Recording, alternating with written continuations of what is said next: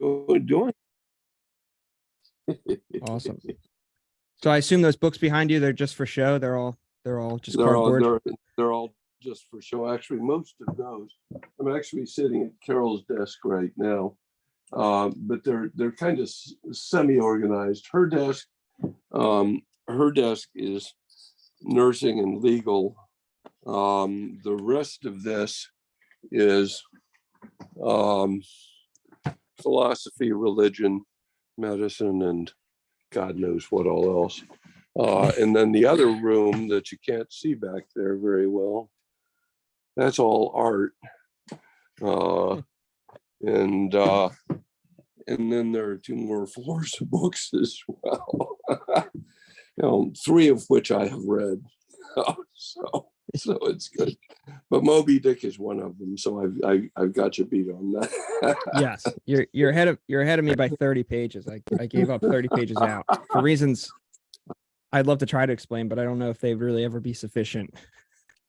Melville's a very interesting character. I was an English major in college, so that's kind of my bread and butter. But he was the first great American author, I think, and one can argue Hawthorne as well as a predecessor, but Melville was an artist of philosophical capsules, and I'm not quite sure how he came to that, but the chapter structure of Moby Dick is very interesting because each one, most of the chapters or many of the chapters, I haven't reread it for a while, but really stand on their own as independent works that are sewn together with the ultimate narrative of obviously of the psychopathy of the whiteness of the whale, but the attempt to approach the ineffable on the part in which drove him mad. So anyway, you were a history teacher, yes? No, an English teacher. Oh, English. Okay. Somehow I had it in my mind that it was history that you taught.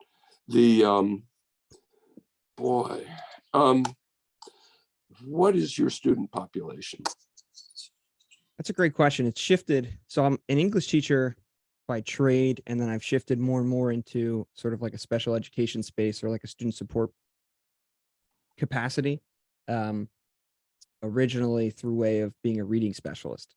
So studied English, studied teaching English, and then sort of carved out a niche doing sort of like a reading intervention program. And then I was doing that in a charter school in West Philly, so a predominantly Black student population. And I was teaching a group of kids who were reading probably like 4 or 5 grade levels below grade level. Right. And that's really where I learned how to like talk about books previously before that, but then I really learned how to teach there. And now I sort of parlayed that into this role here at St. Joe's Prep. So I'm teaching, they're all private school students, but it's way more diverse than I think people might imagine. And I'm working sort of in a retention capacity with students who maybe scored a little bit lower on the entrance exam for any number of reasons. Maybe they're from the city, maybe they come from a charter school background. Maybe they're not used to those entrance exams. You get some scholarship kids, some athletes, some alumni kids. And what we were finding was anecdotally, we knew that those entrance exam scores didn't solve everything, didn't determine everything. And some students sort of overperformed their entrance exam score, what their score would have forecasted. Not that we've ever like really run that regression. That would be really interesting to see. Anecdotally, we knew that some kids like really overperformed. They scored low on that entrance exam, and then did fairly well, and then other kids scored really high on the entrance exam and then really struggled. So they wanted a student support program that sort of addressed that dichotomy. Like, why do some kids score really high and then struggle, and then why do some kids score kind of low, take one study skills course, and then seem to do fine once you give them an agenda book or help them organize their backpack, a planner, or something like that. Is the ethos of the school to appreciate learning or to disparage learning? And in particular, is the ethos of the class that you're asked to bring up to snuff, to encourage or to disparage? Certainly to encourage. It's a Jesuit school, so historically, I think I've taught maybe in 5 or 6 schools at this point. I think every school has, like, and I'm sure you could say this about hospitals, every school sort of is schizophrenic in a sense where their identity always seems fractured. And everybody sort of talks about a certain identity, but the whole school is sort of like trying to reach that. And so there are moments where they are that thing, and there are moments where they're not. But historically, with the Jesuits, they've always been like really intellectually interested. And I think that's the schools, that's the administration's ethos, and I understand and appreciate that. What is the student's ethos? That's a really good question. In an attempt not to be too diplomatic, I'm sort of this middleman where I think the school's ethos is like intellectual rigor, however we want to define that. And I think that's a debate worth having. Sometimes it means a ton of work. It means more reading than they could possibly read. Other times it means, like, really holding the bar high, I think, in a way that's appropriate, that might unnerve the students in moments if they're unorganized about it. But other times, I think in hindsight, the kids really appreciate that they were held to that level. The students' ethos, I think I sort of sit in this weird crossroads where I get kids who want to dismiss the ethos and say, like, this is too hard, or this is too much, or I'm studying as hard as I can. But what I find is that they just don't know how to study. They're like just looking at their notes. They're never testing themselves. They just think like time staring at the material is studying, and they've never really sat in front of a whiteboard and tried to explain the material. They've never really engaged in the material that way. So I think what I've often up against is this ethos of like just completion, this culture of like, okay, I'm going to the prep. It's a prestigious school, but all I need to do is go through it and get through it. So that on the most granular level, that means getting through the lesson. That means getting through the homework. And I sort of encourage kids always to like shift and obviously to try to facilitate shifting from like this culture of completion to this culture of like quality and interest and engagement. And I think the kids, I joke with them sometimes, they sometimes become these little like point robots where, because their assignments are online, because the points are constantly online, they might be failing math, but then they'll know exactly what they need quarter 2 in order to pass for the year. And they're just sort of like, I think at worst, they just try to get through and try to game it. And I think if I can do anything, I try to make them like intellectually curious. Right.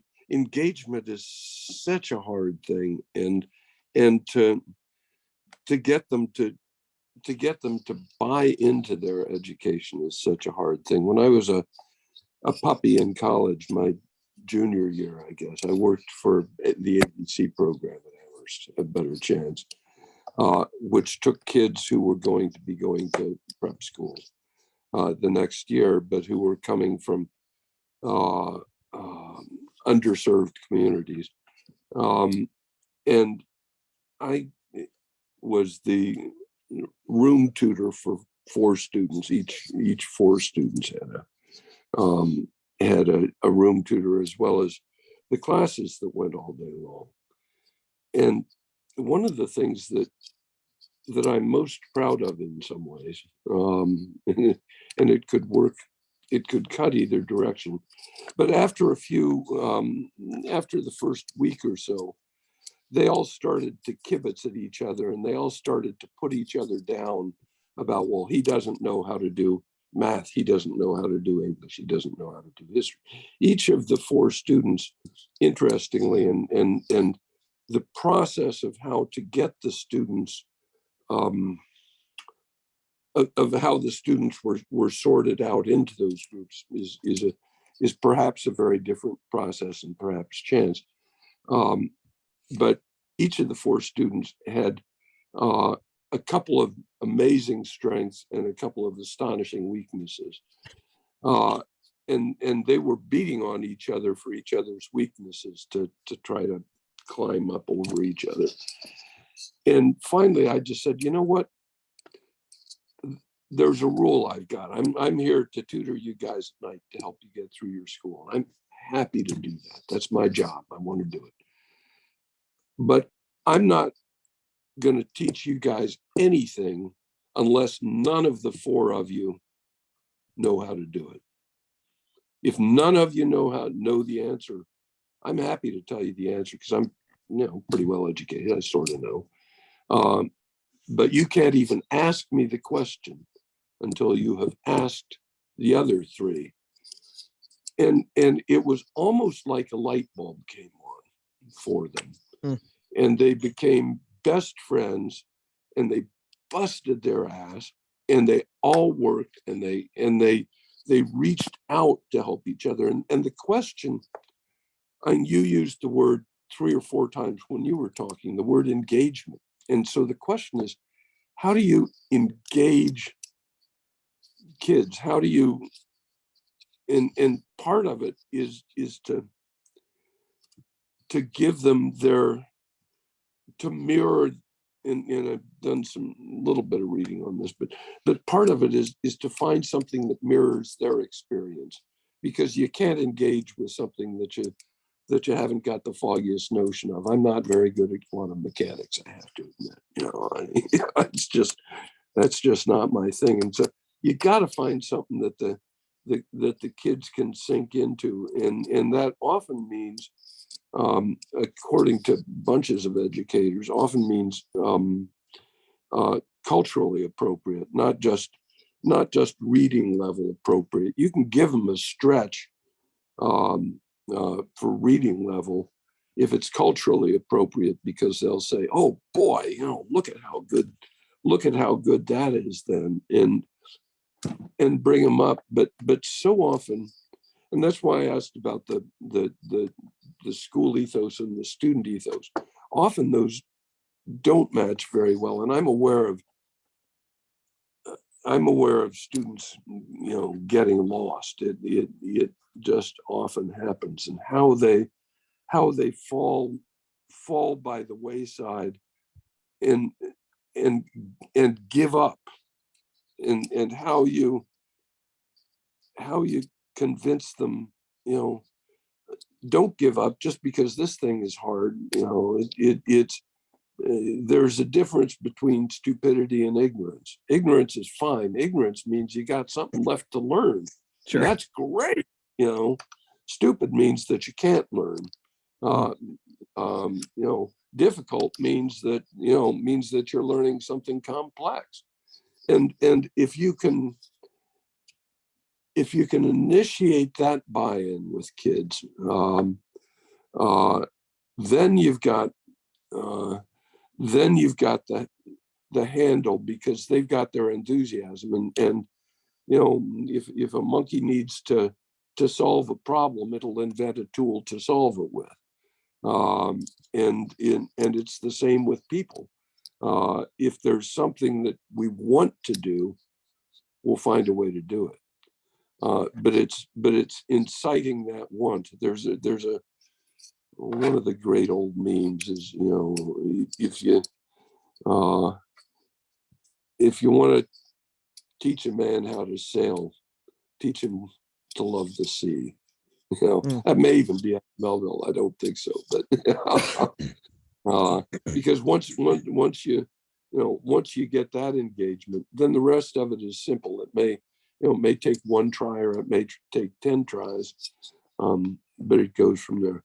But I admire you for doing it. It's a very difficult problem. Adam, as you know, I presume you've had some discussions with him. Adam struggled with that as well in the charter school.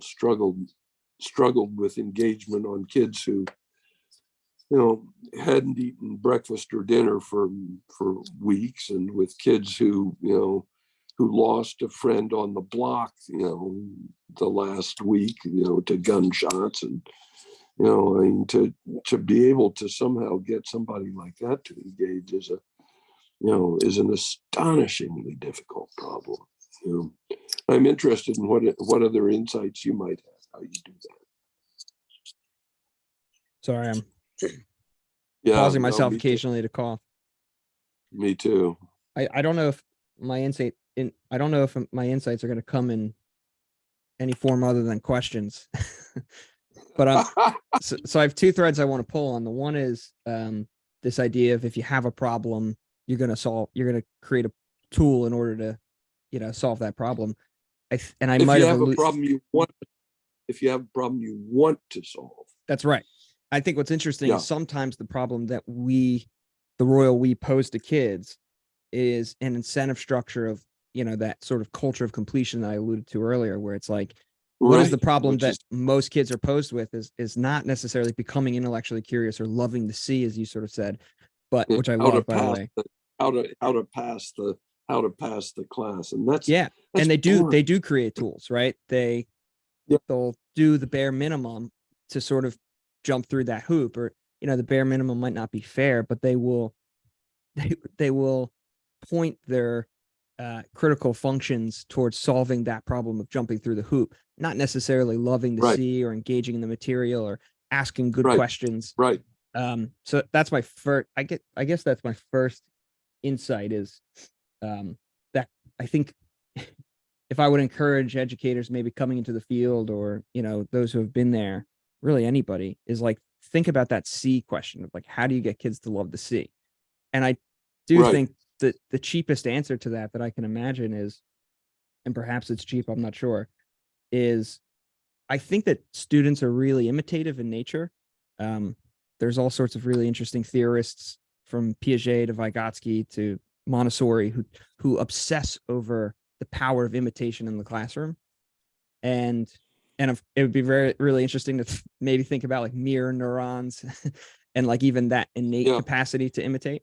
But I do think that if I can model anything, there's so much to be said for modeling in the classroom and modeling this approach or that. But if I can model anything, it's like model an actual interest in the material, in being intellectually curious, in that sort of love of the sea. If you lead with that, I do think that's like the first step towards getting a student to actually engage in what we want them to engage in, as opposed to just sort of solving those problems to get the grades, to appease the parents, to move to the next step, and so on and so forth. I think I love this idea of T.S. Eliot has The Wasteland, and one interpretation of that Wasteland poem is like, it's just all people doing things that they think they're supposed to do. And I think sometimes in schools, I find that, a lot of times we create, speaking of Michelangelo, yes, right. we create these structures of like, okay, here, kid, here's what you're supposed to do. And then the kid does that, and then they realize they're not sort of fulfilled by it. The teachers aren't really fulfilled by the kid doing that and not being fulfilled by it. And you sort of get this like wasteland motif emerging, where it's like, everybody's just, I have to grade the paper, he has to write the paper, I have to assign the paper, right? And you never really get that love of the sea thing. God, Eliot is so wonderful, and yet the drawing room is a foreign place to many of the students. Excuse me. Isn't an accessible concept. I shall wear my trousers rolled, and I hear the mermaids singing each to each. I do not think that they will sing for me. What astonishing language. I got for Christmas, at my request, Dylan's new book, which the Zimmerman Kid, which I really look forward to reading. His first book, I really do think that he deserves the Nobel Prize, richly deserves the Nobel Prize. And his music is so well is so well crafted emotionally, with hints and allegations, as they say, that it comes through things. Anyway, my other current obsession, which is very interesting, I own a class listserv from my college class, which is run by someone who's become a good friend of mine. And we have been obsessing about Chat GPT. Are you up to speed on that at all? I'm certainly not up to speed. In fact, this is only the third time I've heard of it. I had a buddy of mine reference it, and then I saw it in an educational memo. This, like, he consolidates all this research, and he just sort of mentioned it. So I'm not up to speed at all. I don't even actually know what it is. It's like a chat bot, right? It's a chat bot, but it's actually, it is a fairly sophisticated chat bot, which constructs responses in a clearly familiar formulaic kind of way, but does it with good grammar, with good completion, but it is a task completion algorithm and not an affirmative action or interest in the chatbot. And so for me, we've been, what Bob did was he took one of our posts to the group and ran it through chatbot. And he said, chatbot, what do you think about this? And then the chatbot gave a response, and he published that to the group. And then there was a response from the group, and he published that to Chatbox and said, what do you think? And we've gone through a few iterations of that. And now I think he's an artist too. I think he's in the middle of passing the chatbot response directly back through chatbot and see how it iterates down as time goes on.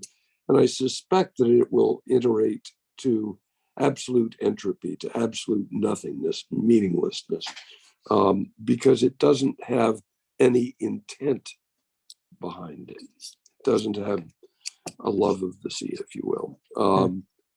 And I think that that's important, but I think it's also fortunately or unfortunately going to be important to you. That the Times had an editorial a week or so ago.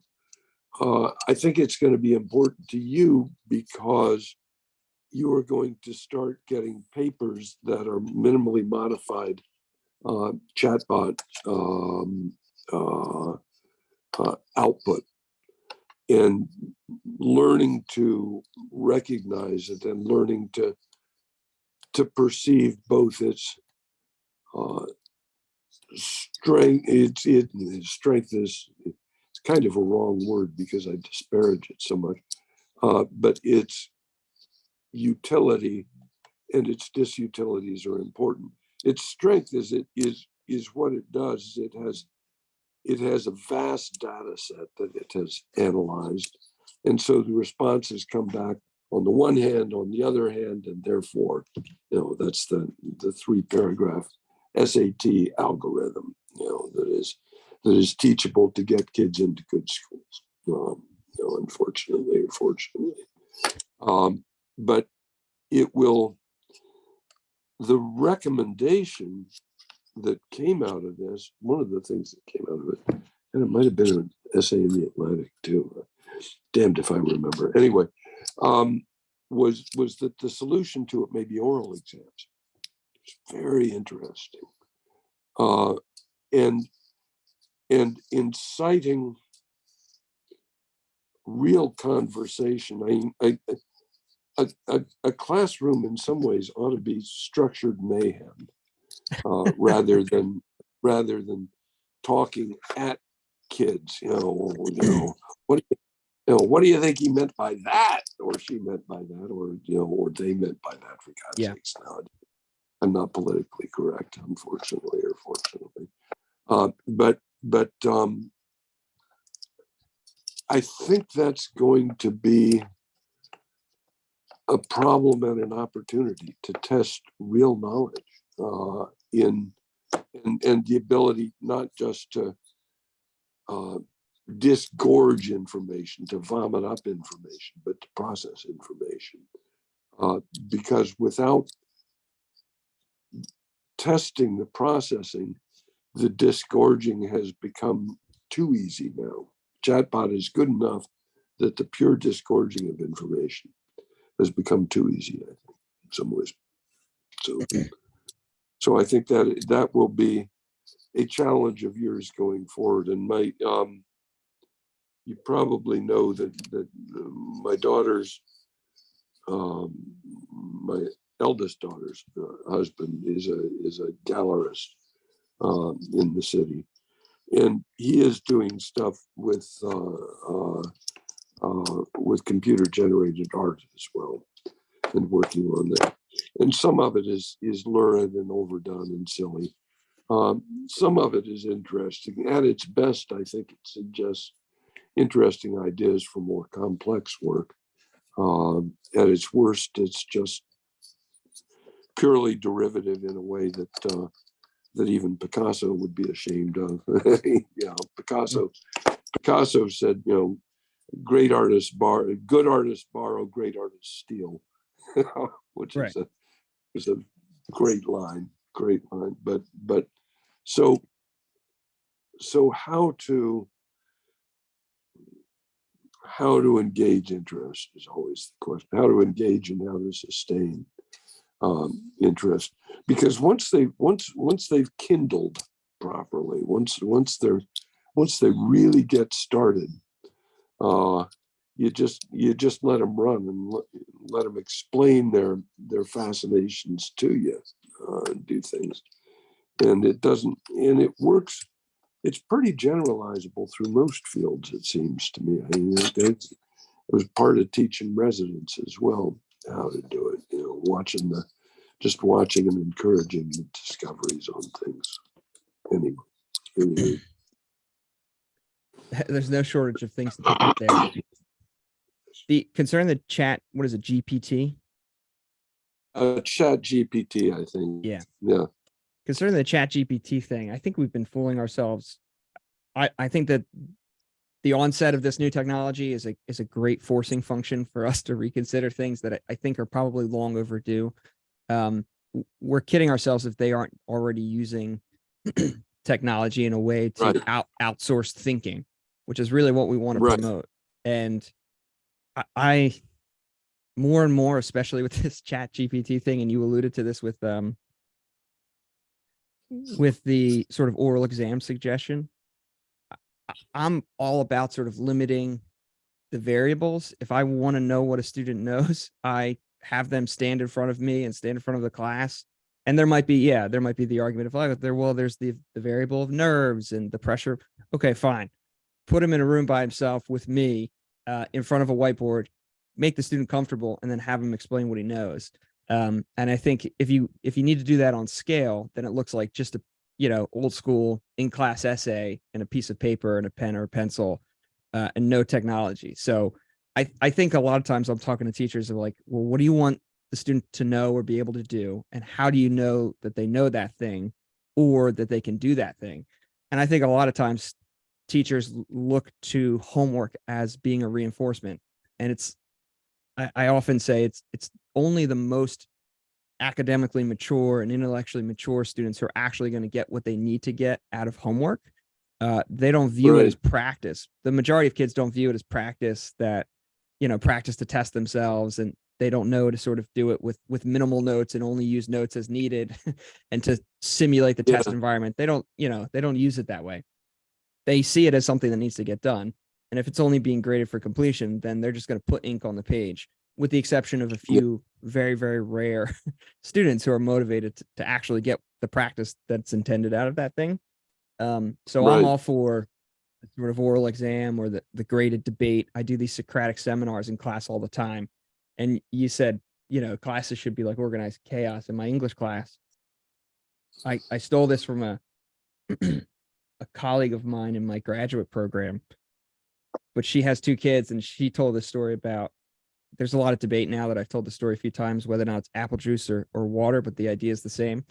She goes and she picks up her 5-year-old at kindergarten or whatever it is, and she notices that the kids are pouring their own apple juice, and they're using their little bodies to like pour this huge thing. And she says to the Yeah. teacher, aren't you cleaning up apple juice all the time? And the teacher said, yeah, in September I am, but eventually they learn how to do it.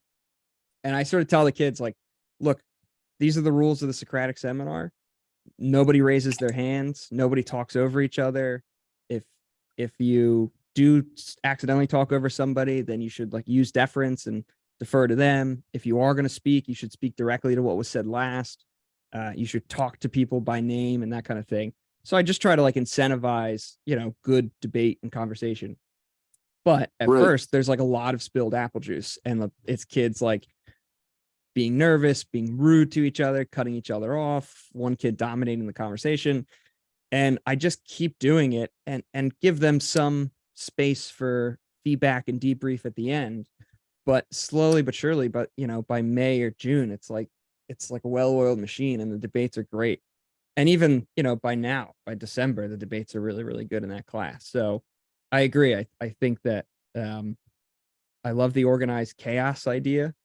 And Yeah. I also think it's all about, in lieu of direct engagement, it's all about ownership. Like, can I put a student on the spot and have them actually engage in the material? Even if that's anxiety provoking at first, they're going to get better at it, just like anybody's going to get, better at anything with reps. I think too often we give kids the opportunity to do things with way too many variables and resources. And I don't blame the kid, the 14-year-old who outsources it to Google, or outsources it to Spark Notes, or outsources the thinking to Chat GPT. I think it's the teacher's job to sort of outline the problem correctly and say, okay, part of my problem is that they can do those things, and that they have every incentive to use those resources. And I need to limit those variables, and sort of like make sure that my environment in that class is sort of distilled of those things. How do you deal with bullying in the class, and particularly in the Socratic forum, because the tendency to bullying is strong in adolescence often. Yeah. So one of the things I say in going into those Socratic seminars is, I'm not going to intervene. And you put yourself in a really difficult corner where, if there is anything like bullying or domineering in the conversation, or dismissing or disparaging, you put yourself in a difficult place, because you don't want to have to intervene, because you said you won't. I've gotten better at saying I'll intervene minimally and sort of reserving the right to intervene if I have to. But what I found is, if I default to really letting them sort themselves out, and I give them the whole story about the spilled apple juice, and the aspiration to sort of like aspire to an adult intellectual conversation, there is a little sense of pride, like, okay, we can do this without Mr. Gregorio intervening. That's sort of cooked in from what I've observed. But if there is ever a moment where a student is like a little harsh or dismissive, if I do anything, if I make a face or go like this with my hands and sort of suggest a kid tamps it down a little bit, it means the world, because I'm not saying anything. So I think the kids take it really personally. If the kid feels like he's really running the show, and then he's kind of disparaging to a kid, if I say, like, even just give him this hand, you can kind of tell it really affects the kid, because I default to no feedback.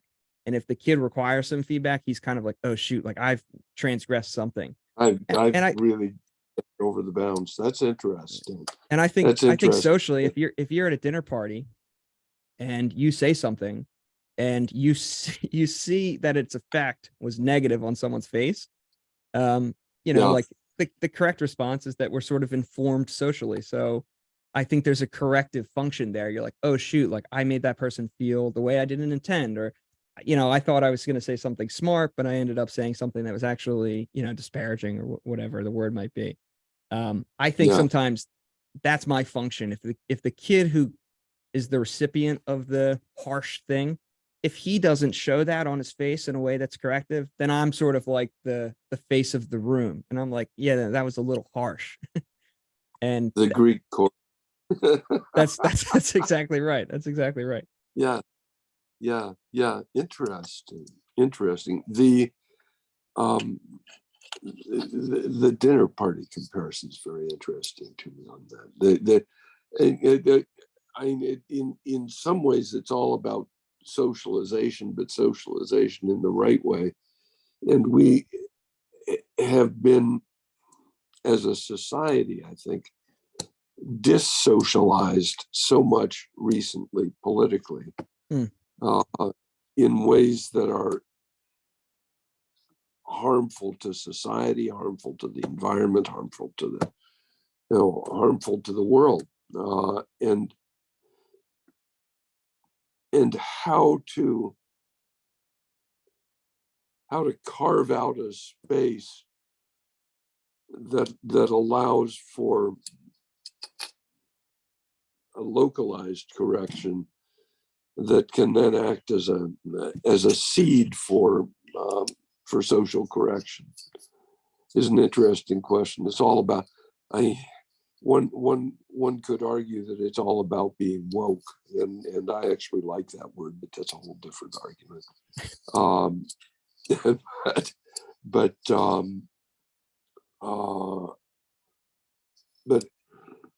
how to do it and make it work when there is so much bullying going on all around us all the time right now. It's just, I am dispirited to a significant extent by that, and I am without a solution to it, except that you try to tend the garden.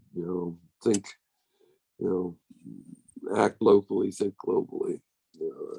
It's tough. It's tough. No, I agree.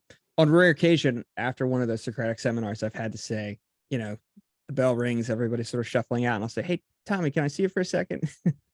And again, when the threshold is so high, the tolerance level is so high, not necessarily of bullying, but for kids starting to figure it out, like, right. A kid might domineer the conversation for 15 or 20 minutes of a 50-minute class.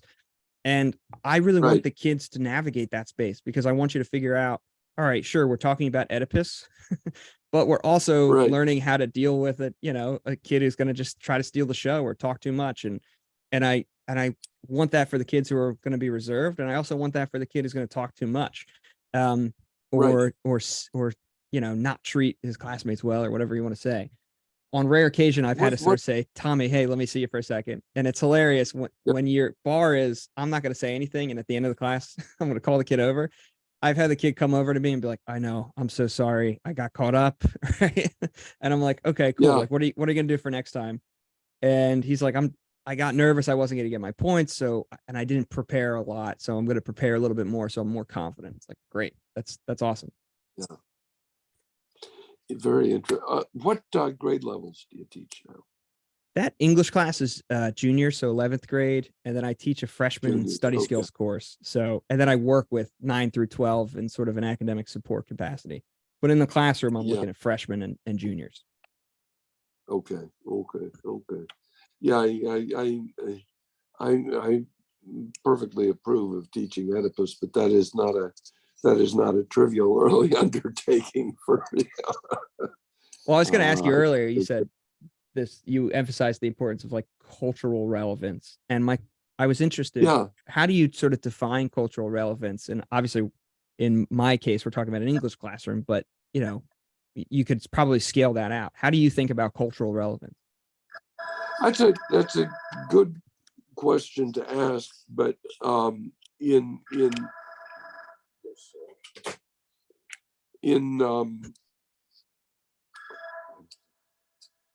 let me see if I can get that canceled. I probably can't. No, you want to bring them into the call? We can have a three-way conversation here. No, that is our home phone, which we effectively never answer. We use it as an answering machine.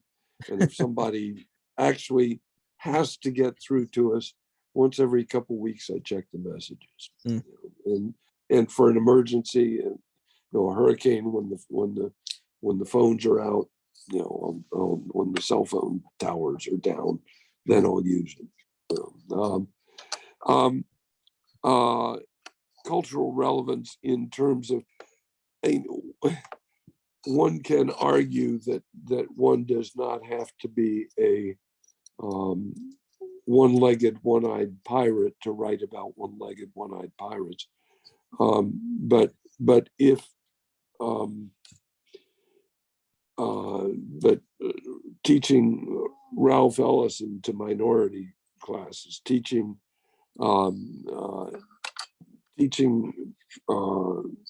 Black poets, modern poets, teaching James Baldwin, who is an astonishingly strong intellect, I think can help students to identify. They say, he's like me. We're not just teaching and I don't mean to disparage you at all. We're not just teaching the Greek canon or the Roman canon or the Anglo-Saxon canon or the Burnt Njal saga canon. You know, but teaching from other experiences, other traditions. One of the shelves back there is largely dedicated to myths from around the world. And I sort of collect books that talk about the myths of different cultures. And I'm not enough of a linguist to do it in the original very often, unfortunately. But it is useful to perceive that there are different perspectives and different ways of looking at the world, that the glasses that we look through are the glasses of our acculturation, but that acculturation largely and particularly for white males is in the US is an Anglo-Saxon acculturation, which does not share the values, the Confucian values of deference and respect as much. I mean, we are much more individualist, and that's not in and of itself necessarily a bad thing, but we tend to disparage cooperativity. God only knows what the word is I'm looking for. We tend to disparage cooperation, or at least value it less than the Marlboro man who died of lung cancer. It's a very interesting problem, and the more you look at different cultures and different ways of seeing, the more you perceive respect for different kinds of values, I think. And the more it becomes clear that the rank ordering of values is a matter of acculturation and not of ethical necessity. I'm not sure if that's clearly making the point, but once you recognize that you're coming from a different perspective, then you can do something about it. I loved your example talking to the kid. You said, hey, stay back. Yeah, I know. I took it too far. He knew, but he couldn't stop himself. But now that he is allowed to say, I couldn't stop myself in a safe way, then it gives him the opportunity to modulate his behavior, because he has stepped outside his acculturation, which is home-based and school-based and everything else based. Giving people the opportunity to see from outside is important. I mean, some of my experiences, when I was a freshman in high school, I spent a year in France, and I learned about the ugly American in a way that astonished me. I was ashamed to be an American in Paris as a 14-year-old kid, because of the, they don't speak English attitude of many American tourists. And so, I'd be wandering around and somebody would say, "Doesn't anybody speak English here?" Mum's the word. I'm getting as far away from that as I can. I was sort of as a German kid. I clearly wasn't French, but it could have been most anything. But creating the safe space within which people are allowed to grow is a really important thing, and that's really the teacher's. That's the great teacher's gift. And it sounds like you're right on target on that. It's a good thing. Well, you'd have to ask my supervisors, I think. I'm not going to make myself sound like a bad teacher. Well, yeah, no, I know. But supervisors don't even necessarily know. Yeah, maybe the kids. Maybe the kids. The kids know. The kids know. The kids know because the kids know where they feel valued. Yeah. So it's obvious to me that you have this, I love this idea, the love of the sea. It's obvious to me that you have this deep love of the sea, so to speak. You seemingly have a deep intellectual curiosity. I'm curious who your models were for that. A lot of our conversation is built on the premise that all of this curiosity, all of this love of the sea is not necessarily innate and that it can be taught. Do you remember who taught you those things? It's a great question. I think if I were to list my rank order values, curiosity would be very, very close to the top. And pure raw intellect would be close to the top. And I was taught to value that. And I believe as I grow older, that I was taught to overvalue it, because I believe that I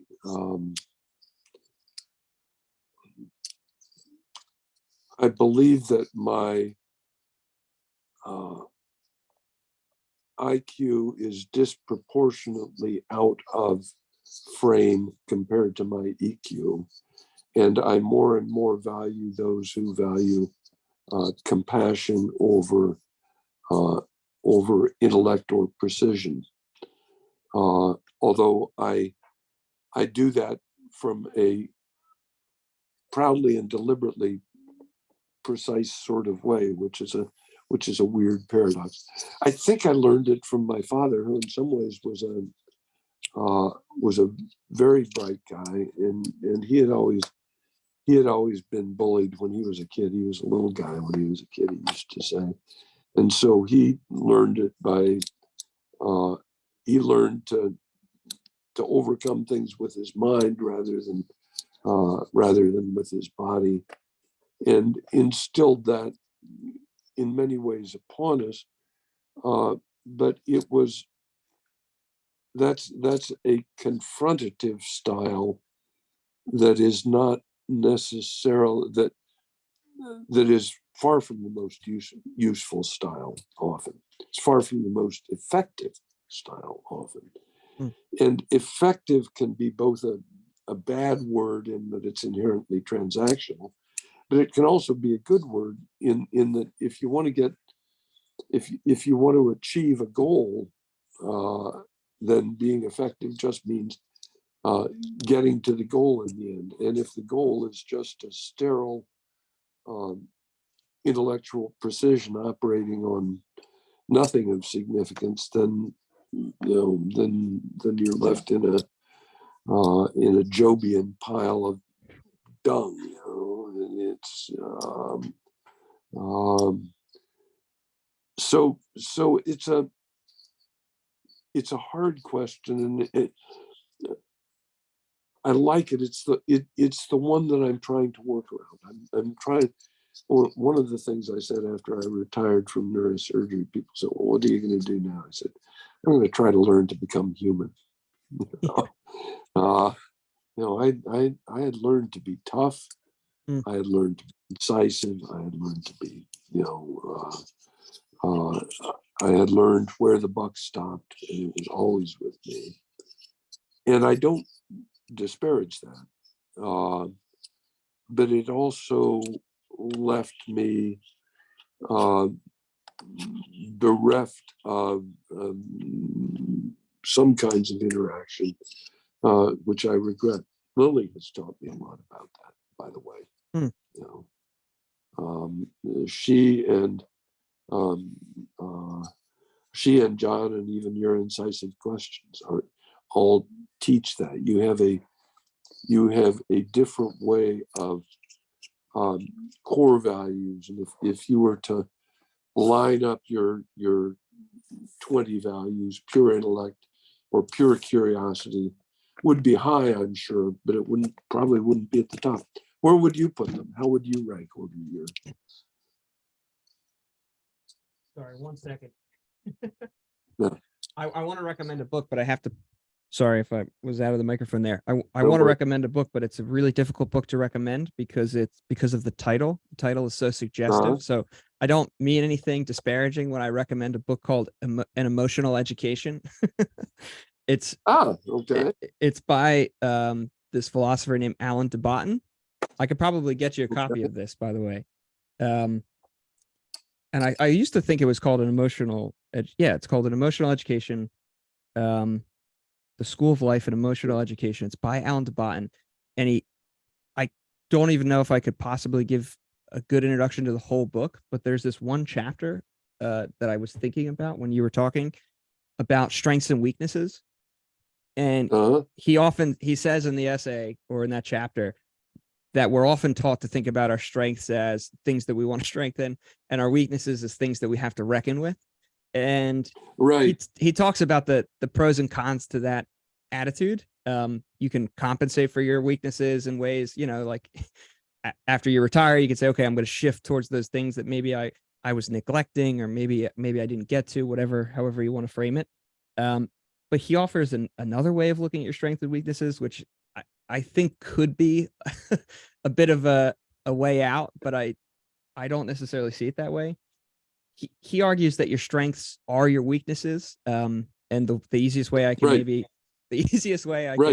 maybe pose this is my girlfriend, Lauren, when she probably first started dating me, she was like, oh my God, Kevin is so thoughtful. Like he just thinks all the time. That's so sweet. And now she's probably like, can you stop thinking? Can you just turn it off for 1 second? Right. And I think that, to really think about your strengths and weaknesses as two sides of the same coin, not to sound cliche, but even that they are the same thing. So if you're like, hey, my strengths are, I'm really precise. The buck stops with me. Yeah. I can be really decisive.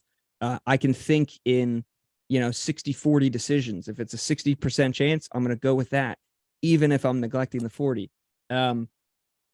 I think if you then just flip that around, it's like, well, okay, well, what are the weaknesses of that? Well, I think if those are your strengths, they're going to usher in certain almost necessary weaknesses, right? If you're really decisive, then maybe, I don't know what the word is. I don't want to speak for you, but maybe it's like, maybe that comes across as being really cold, right? Yeah. Well, a surgeon's credo is often wrong, but never in doubt. Wow. Yeah, that's wild. I was going to ask you, did you think that your profession selected for certain certain personalities that maybe you now look back and want to correct for? That's a bit of an interesting question. And I'm sorry if that's suggestive. No, that's fair. Whether I chose the profession or whether the profession chose me. Well, that the word vocation. Sorry. Voca. Yeah, that's right. Whether I was groomed into it, despite my father's really hard work not to force me in a direction, and he left all avenues open. He was a neurosurgeon too, Hmm. And I think it both chooses and reinforces, and that is a very mixed blessing, and that's why surgeons are often considered cold, because if you're, if you don't turn your head when you walk through blood and feces, then then you're probably not a very nice guy. So it goes. Somebody's got to do it. And so it's funny how the balance plays out, but that tends to amplify itself over the course of a career, and unwinding that, and looking at other perspectives and other ways is good. Show me the front of that book again. Let me write it down. And I'll include it in an email when I follow up with you. Okay, great.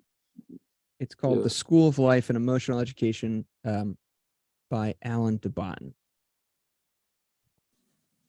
Yeah. He has all sorts of YouTube lectures and videos. I used to say, yeah, he's a YouTube philosopher, and I found that people's faces would change when I would say that. So yeah, now he's an author, so I can say that. Now he's an author. That's right. Oh yeah, he's not. He wrote a book. Not just an internet guy. Yeah.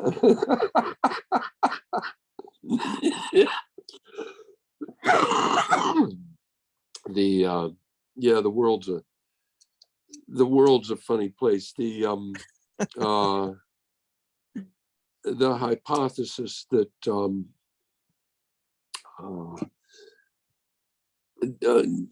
don't know how much you know about pharmacology. We were talking. Assume very little.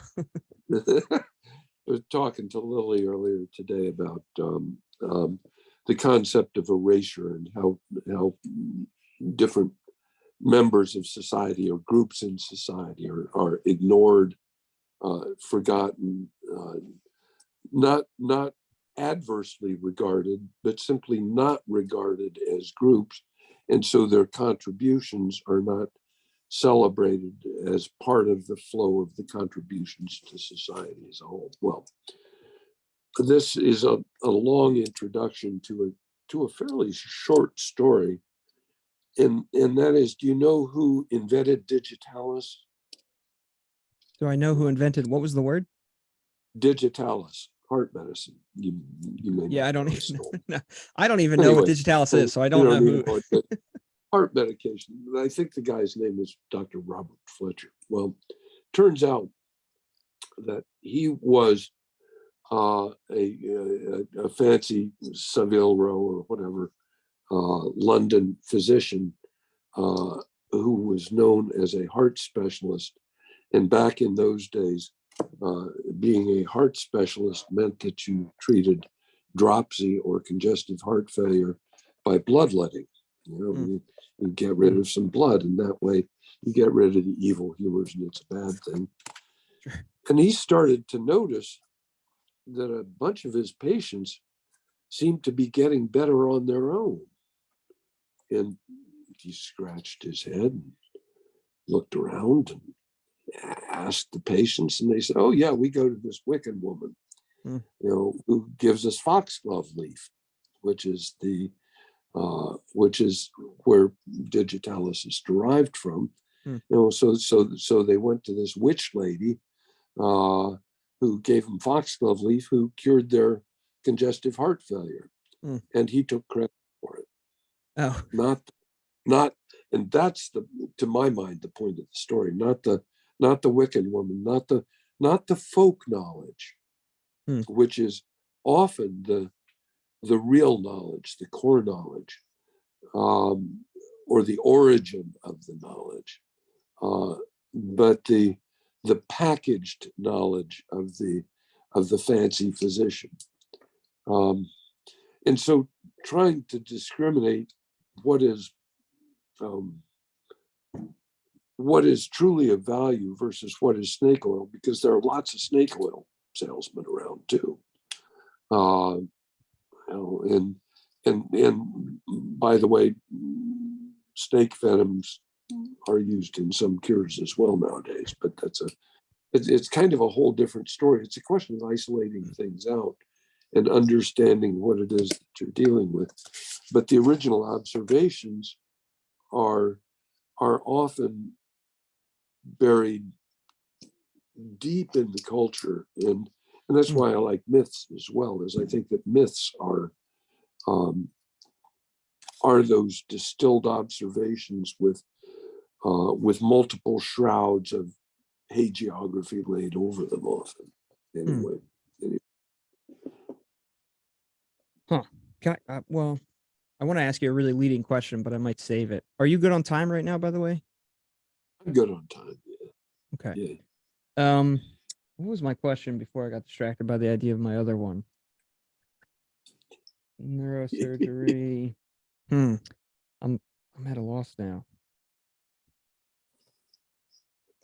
Oh, this excuse this for being a little disparate, but I think I don't talk to neurosurgeons quite a bit. I don't not often at all. You might be the first. And that might be a good sign, actually. One doesn't wish to. Yeah, exactly. When I talk to other medical people, friends, whoever, people that maybe are less specialized in medicine, often the conversation becomes like, all right, they sort of lament the ability to offer a sort of cure, but it's not necessarily systemic. It doesn't address the person's behaviors that might have led to that thing in the first place. Like obesity would be like a really easy straw man example. But I'm curious, in your line in neurosurgery, I would imagine there's less culpability. Maybe there are some habit stuff there. Maybe there's some, the person's actions might have facilitated some of their crisis that maybe you're addressing, but I imagine a lot of it's out of their control. I'm curious what your perspective might be compared to maybe nurses or less specialized doctors who might sometimes think about people's actions causing their ailments. I'm curious what your perspective is, maybe dealing with a lot of people who it just seems like a numbers thing or a luck thing or whatever you might want to say, just the randomness of life that might have landed them on your doorstep. I think that. Is that too confusing of a question? I can take another stab. No, I think I understand the question, but the issue is that randomness isn't random. Chaos is not chaotic. Chaos is incompletely understood organization. Are you familiar with the theory of the butterfly effect? That yes, butterfly, just vaguely. Yeah, on the Tibetan plateau causes the hurricane in the Caribbean through atmospheric modulations, micromodulations that then accumulate and the waves superimpose, yada yada. And I deeply believe that is true about chaos and incidental stuff. As a vascular neurosurgeon, I could often partially blame things on obesity and smoking and hypertension. And the hypertension I could often blame. I worked in a predominantly Black hospital for most of my career in Newark, and was proud to do it, but also had a very high population of hypertensive people who blew aneurysms. So it meant that I had a lot of work there because they were hypertensive. Well, why were they hypertensive? Partly because of diet, partly because of stress, partly because of the epigenetics of an ignored population that had been disparaged, beaten down, enslaved, and minimized for hundreds of years, that led to epigenetic modulation of systemic response to stress and internalization of of response to social stress, which leads to hypertension, which leads to disease. Well, I ended up, I was actually a political science major for 3 years, graduated as an English major, and then went on to medicine. And I That makes ended up sense. deciding, yeah, that makes sense. Ended up deciding that I couldn't solve all the problems, that I couldn't be a politician, that that many of the things that I believe to be true, I cannot demonstrate to be true, and I also cannot modulate. So what I ended up doing was deciding that I would modulate those things that were modulable, that were changeable, and that ultimately led me into a very, very narrow specialty in some ways. But it doesn't mean that I disregard the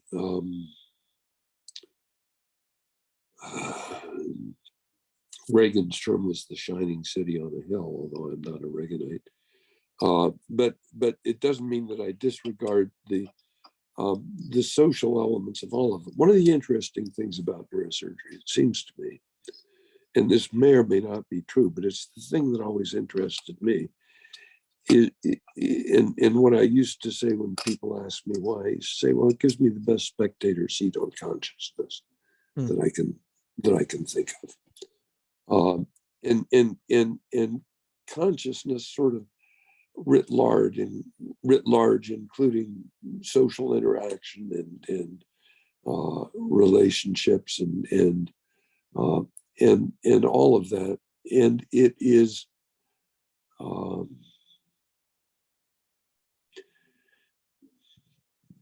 it was fun.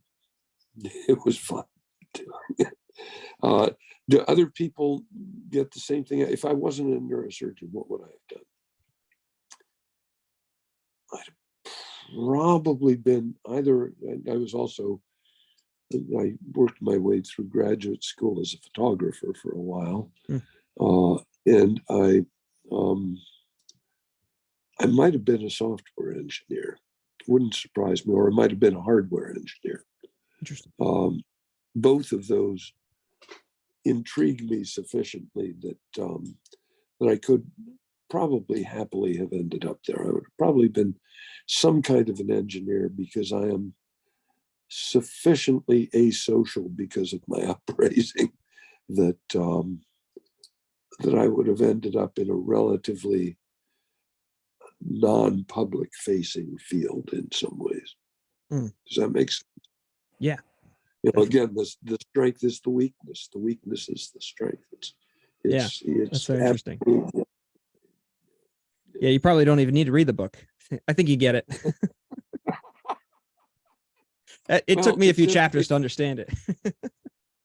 It's absolutely the case, but how to then actuate it properly is the difficult thing. And Adam, for sure, and probably even Lily could attest to my anger management issues and other things like that. I still am able to go from 0 to 60 in an astonishingly short period of time on occasion. Well, if you were a car, that would be a strength. If I were a car, that would be a strength, unless I ran into a brick wall, in which case it would probably not be. So yeah, and sometimes it's useful and sometimes it's not, and it's the flip sides of the same coin, which is terrific. So anyway, I want to circle back to my question that I alluded to and then bailed from, but it seems less leading now. You mentioned a sort of deterministic attitude with the whole butterfly effect and chaos isn't chaos and randomness isn't randomness. It's misunderstood order. That's fascinating. Right. That's a fascinating foundation, I think. Not misunderstood, incompletely understood. I would correct that. Sure. Probably. Anyway. I'm happy with an editor. I need one always. Where was I going with that?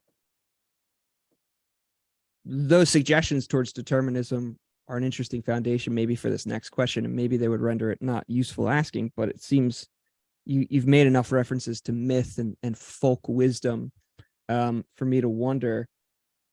I'm curious the trajectory, and this is a massive question potentially, and there's a million ways I could ask it. As I come up on the second minute of trying to ask it, I'm curious about the effect of your career on maybe your religious attitudes or your spiritual attitudes. The counterfactual of like, well, would you be more or less spiritually inclined if you did something else seems like a difficult question to ask, but I'm curious. I would imagine that this is perhaps a stereotype, but my guess would be that a career in medicine, especially as specialized as your career was, would render people more atheistic than not. But you've made enough references to I don't know, an appreciation for a folk wisdom, or maybe like this witch woman or that shamanism thing. Yeah. I'm curious if there was a moment where you became more deterministic, and then if that ever sort of gave way to a more spiritual appreciation for life, or I don't know how else to describe it.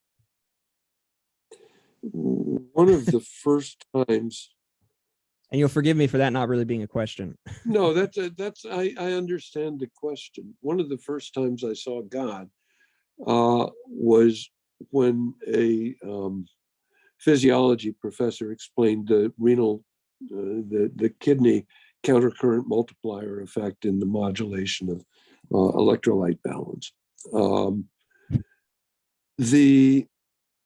I am not at all religious, not at all, although I appreciate some of the social undertakings of religious organizations, and I appreciate some of the aspirational architecture and iconography. My spirituality, and I can't speak for others, for other docs. I'm not an atheist. I am not agnostic. I tremble before the complexity of the universe. And if there is a singularity, that singularity by definition encompasses the entirety of the universe.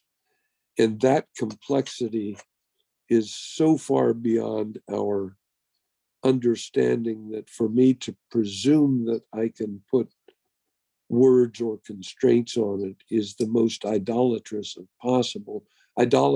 blasphemous of all possible actions. So that kind of leaves me there. Can I tell you a story? Please do. That was a great answer, by the way. Great thing.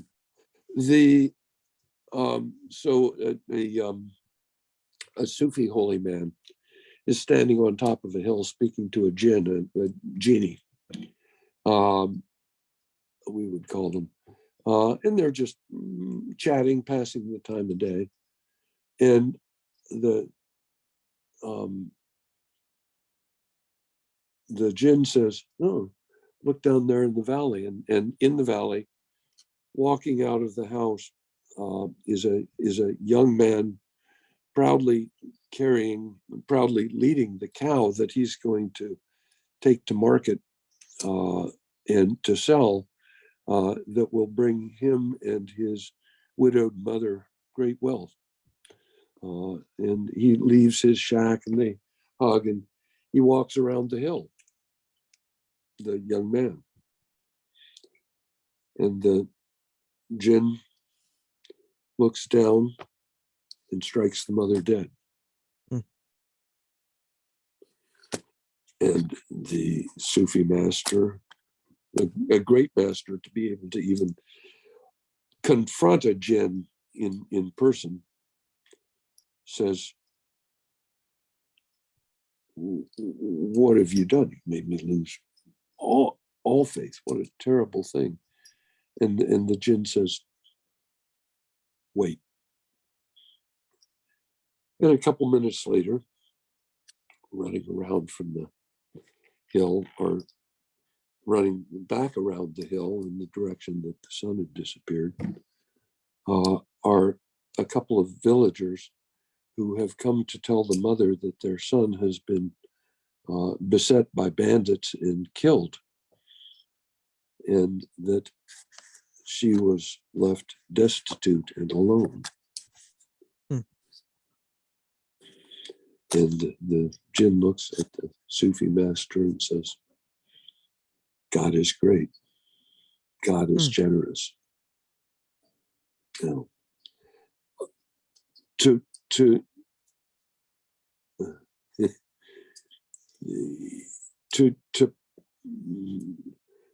presume that I can speak for the universe is blasphemous, is the ultimate heresy. To presume that I can keep trying to figure it out is the ultimate in curiosity. I mean, what a wonderful thing. We've got this huge playground that we can, look around and tickle at and try and figure out, but intellect is not the only.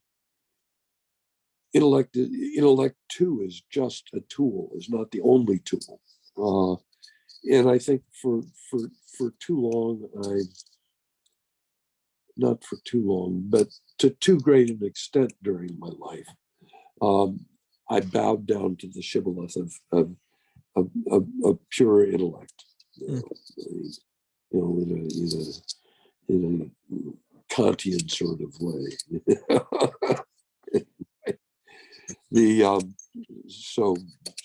So that's one of my favorite stories anyway.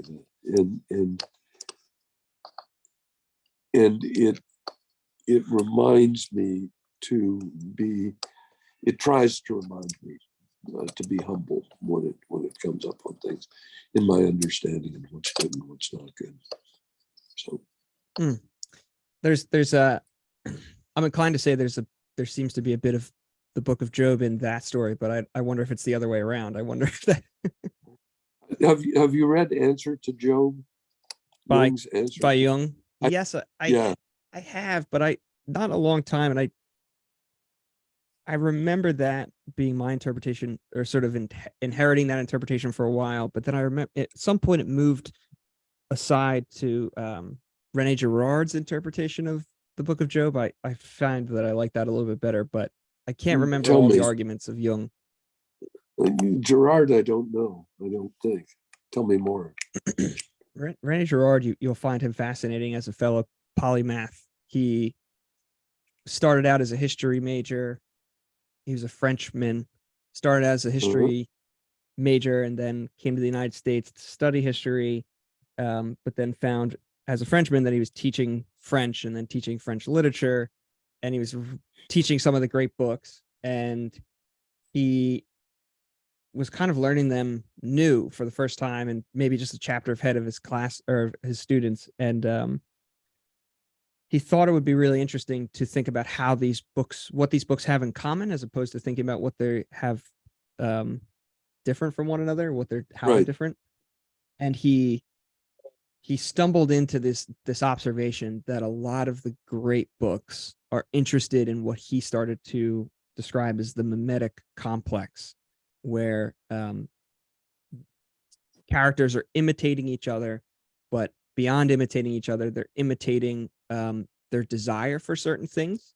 And then he starts to sketch out this triangular relationship of desire. If I say that I've read this book and it's really, really interesting to me, you look at me desiring the book or desiring the knowledge in the book, and then I sort of facilitate your desire to want to read that book, for example. Yeah. And he comes up with this whole theory, and it actually becomes this unifying theory, which, of course, is dangerous, but very interesting, for, all of human interaction. He goes on to say that this mimetic impulse will necessarily lead to conflict, where you and I maybe we aspire towards the same career or the same scholarship, and so we'll become the best of friends. And as we get closer and closer to that goal, we'll start to become rivals.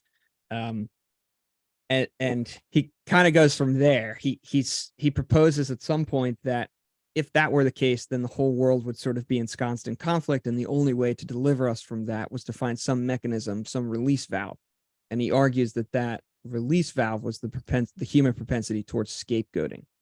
And then he uses that to sort of create a theory of religion. So it's a fascinating theory to sort of work through the different phases of.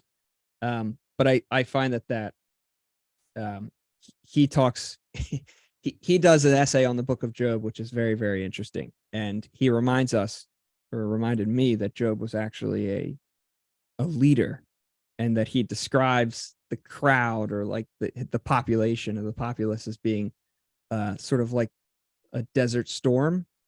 And one point you're like sort of, you're without any water at all, and then the next second you're sort of drowned. And I think they championed him at one point, and now when we come to him, they're sort of taking everything away from him, and he's sort of, Gerard proposes that he's the scapegoated leader, which is really interesting. Very interesting. I mean, the whole thing about Lucifer, the bringer of light, is a very interesting, very interesting interaction in theology. I mean, Lucifer as Prometheus, as Shaitan, which is also light carrier. The tree of knowledge itself as original sin is intriguing to me. But I love in your story with the Sufi man, I love that impulse towards like just wait. That seems like such a wise religious or spiritual disposition, is to sort of be humble enough to just wait and watch. That's a fascinating idea. Yeah. And I agree with you that the impulse for religious people and non-religious people to speak on behalf of the universe, I think you used the word well to say that's like blasphemous and the highest form of idolatry.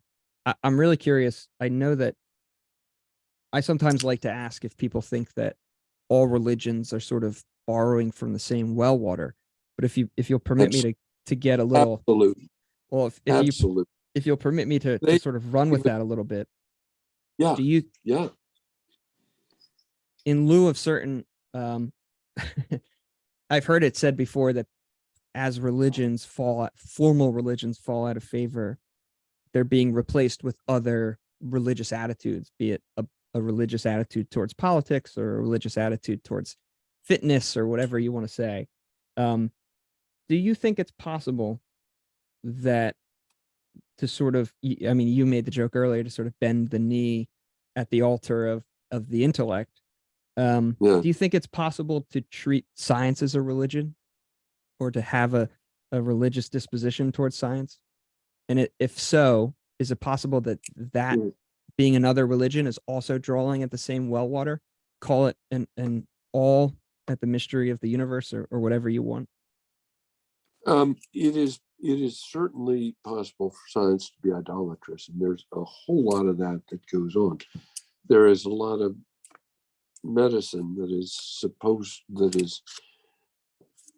seen as received wisdom, and there are a number of different physiologic phenomenon that I was taught in medical school to be 100% true and unquestioned wisdom from the third tablet that got lost somewhere along the way, that have subsequently been proven to be absolutely wrong, and we now believe 180 degrees the opposite thing.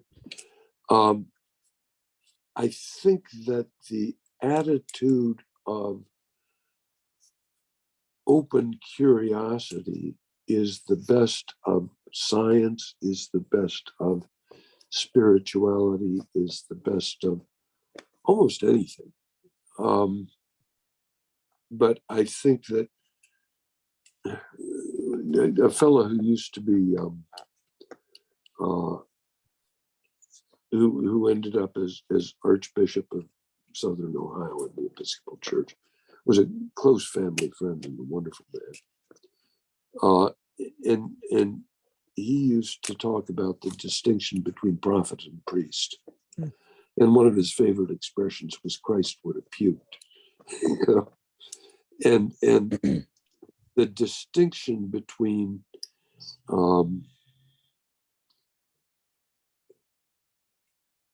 the wellhead and the report of the wellhead is the distinction between the moon and the finger pointing at the moon. Right. Is that C.S. Lewis? Yeah. I don't, is that C.S. Lewis? I'm not sure who it is. I've got so many things floating around in my head that I often under misattribute, but it's definitely an attribution. And so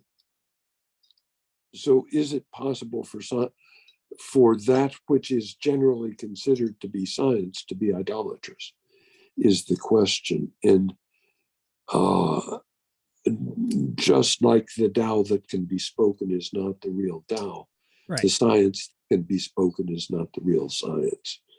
Or perhaps it's when you think that the science has had its final word, perhaps that's the Tao that's spoken, right? Because the spirit of science is that it's continuing, right? Right, exactly. There's no such thing as a final word. You know, is kind of the take home. The successive approximations of Occam's razor are wonderful, but and have gotten us well down some kind of road. But to presume that we can get to the end of the road is idolatrous. Is idolatrous, I think. How to get around it, I don't know, because as we grow older and accrete stuff, belongings, experiences, we encrust ourselves with carapaces that are progressively impenetrable to truth, to light, to what's really going on. And unlearning that is either a life's work or happens in an instant, depending on which Buddhist school you happen to follow. Yeah. And I think in the tradition of your friend's distinction between priest and prophet, I think my understanding of the prophets of various traditions is that they are the ones that penetrate through that crust when people have encrusted themselves. And I think, interestingly, I think that we bump into prophets all the time. It might be, a drunk aunt or uncle at a barbecue who just, cuts right through all the BS of your life and suddenly hits you right. But I think historically or religiously or biblically, at least I can speak best to that. The prophets were able to do that for a whole society or for a whole sect. And I think if you look at it psychologically, I think you bump into prophets all the time who sort of cut through all the encasings that maybe have kept you from the truth, whatever that truth might be in an instant. Absolutely. The two Buddhist phrases are, if you see the Buddha on the street, kill him. Yeah, I love that one. And if you don't see the Buddha in the next person you meet, you might as well stop looking, because the Buddha is everywhere. Right. Well, I think there's the I love Joseph Campbell. He comes up.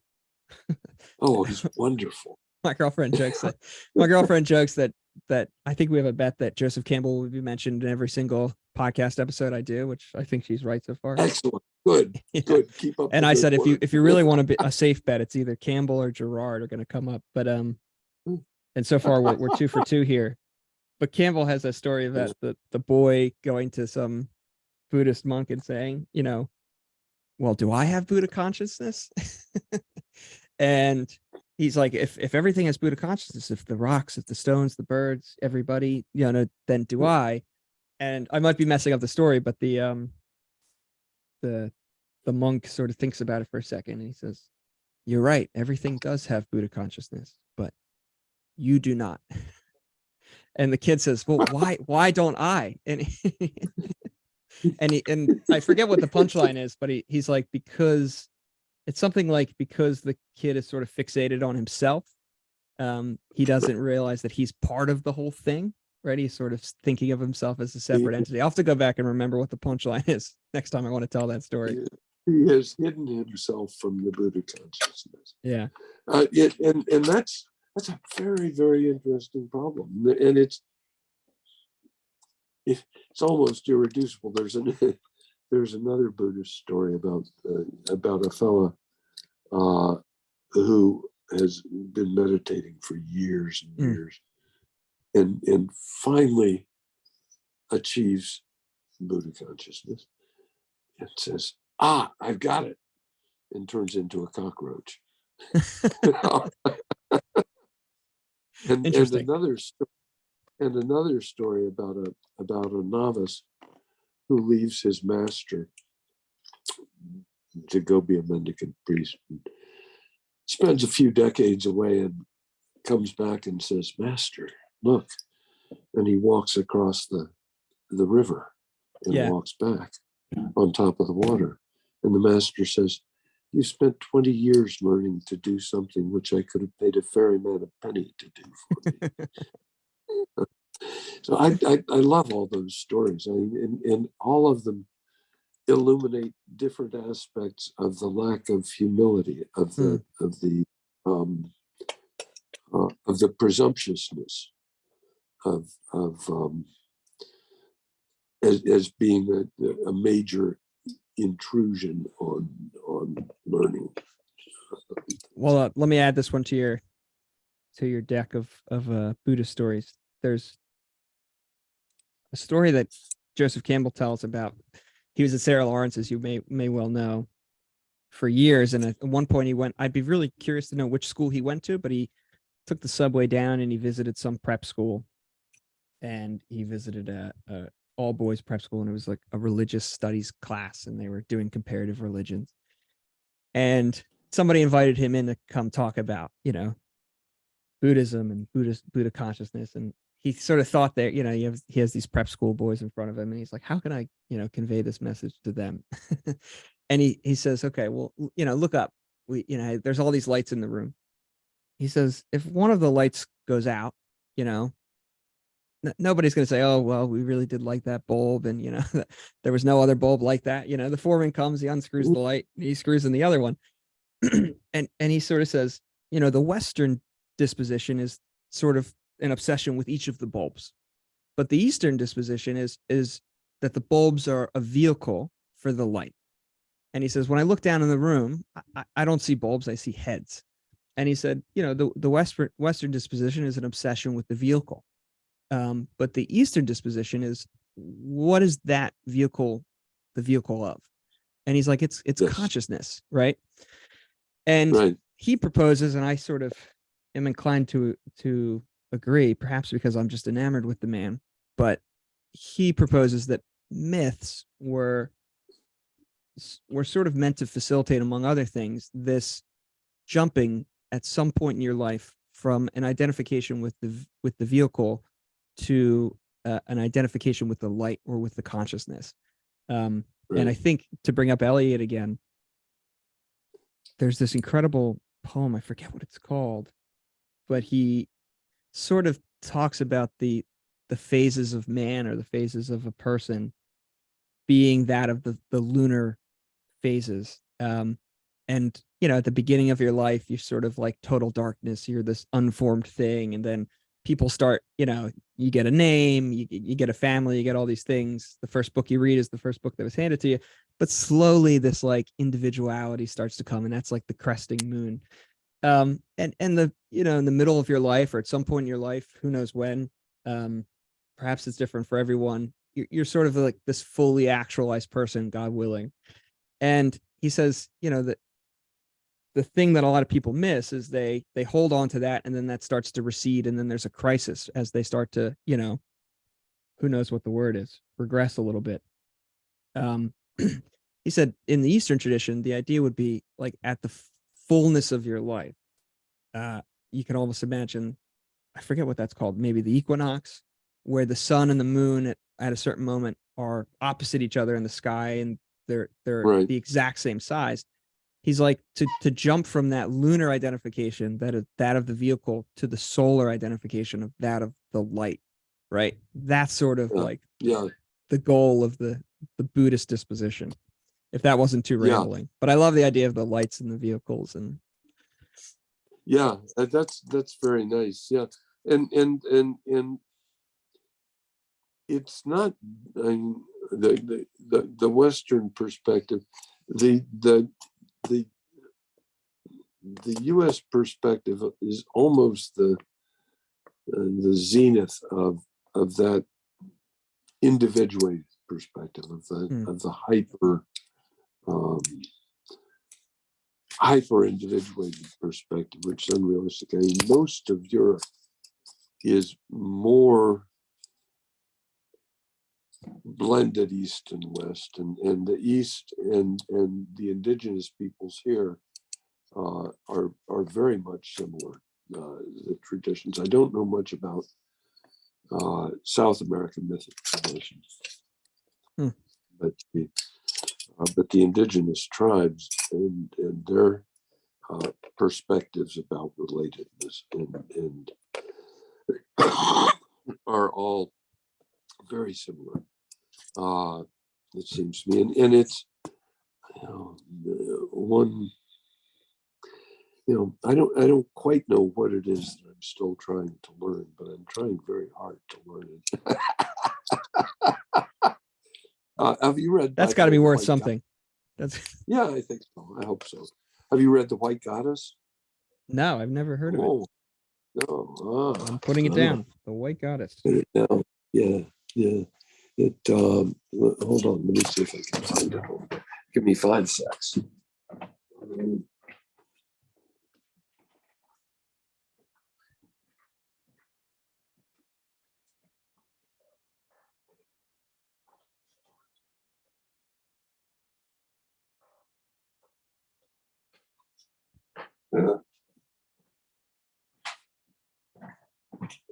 I am blocking at the moment on who it was who wrote it, but it's one of the great poets of the early 20th century.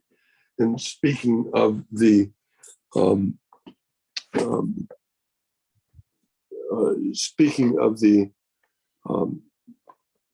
basically feminist myths in Genesis myths, rather than the masculine myths of the Judeo-Christian tradition, but the Earth Mother myths that preceded that for the rest of recorded history prior to the beginning of the Judeo-Christian tradition, Judeo-Christian Muslim tradition, which are basically patriarchal, but the matriarchal societies and the matriarchal perspectives are critically important in understanding, and much more organic, much more fecund than the masculine myths, which are inherently more individuated, which I think is an intriguing distinction. I've joked before, and I apologize if this sounds not PC, but I have a anthropological, mythological reason for believing this. But I sometimes joke, and some of the truth of it might be hidden in it's a little quippy, but I sometimes joke that life happens to women and that women happen to men. It's very interesting.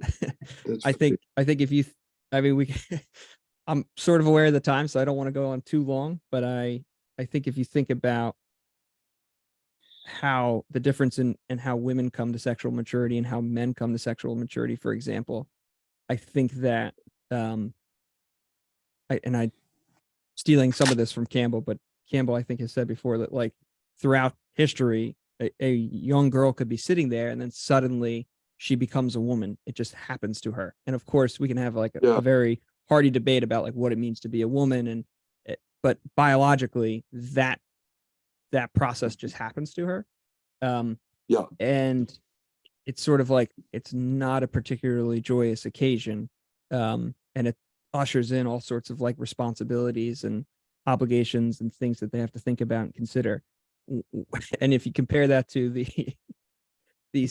the sexual maturation process of a male, it's almost like a joke how Right. little responsibility a guy has on the other end of that. And I think that as a result, if you think about that anthropologically, I do think that historically and anthropologically, at the risk of this being a really sweeping statement, I think that women have a closer relationship with the processes of life than men do. And I think that often women facilitate that wisdom to men. I think that's very true. And I think that it's very interesting that in some ways the whole male dominance thing is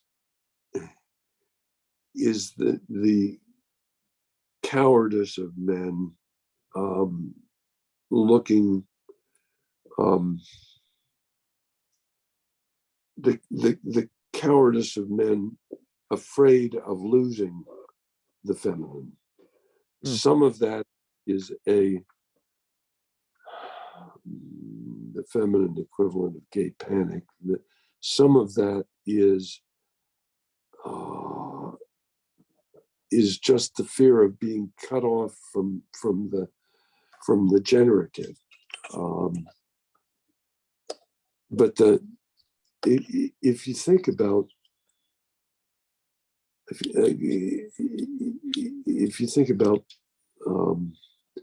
male responses to sexuality, much of it is cut off misogynistic.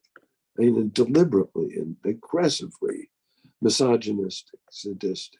It's just outrageous. I mean, so where does the unwillingness to celebrate come from?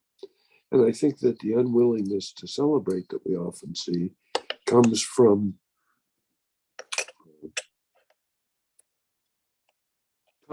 a recognition of want, a recognition of lack, a recognition of incompleteness on the male part.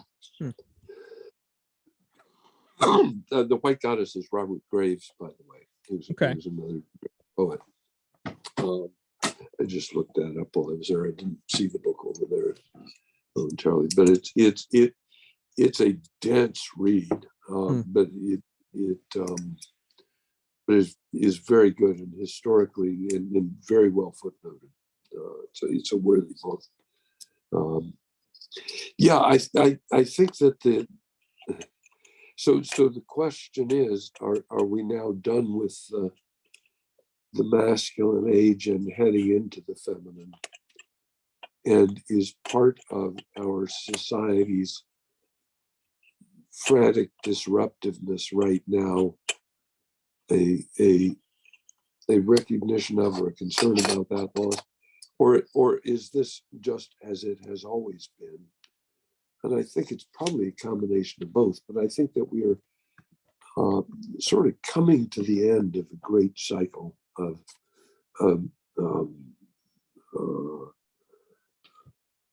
a great cycle of masculinity. And I don't think it can come early enough.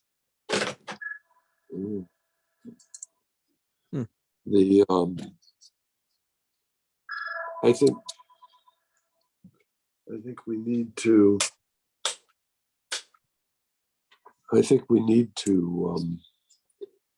to get away from that, because I think that as a society we are driving ourselves into extinction through a misplaced individualism right now, which I think is god awful problematic. I mean, the selfishness and the tragedy of the commons. Now, it makes for a difficult argument, though, because the tragedy of the commons suggests that the feminine itself is the commons. If one concatenates the metaphors, but I think that generative element,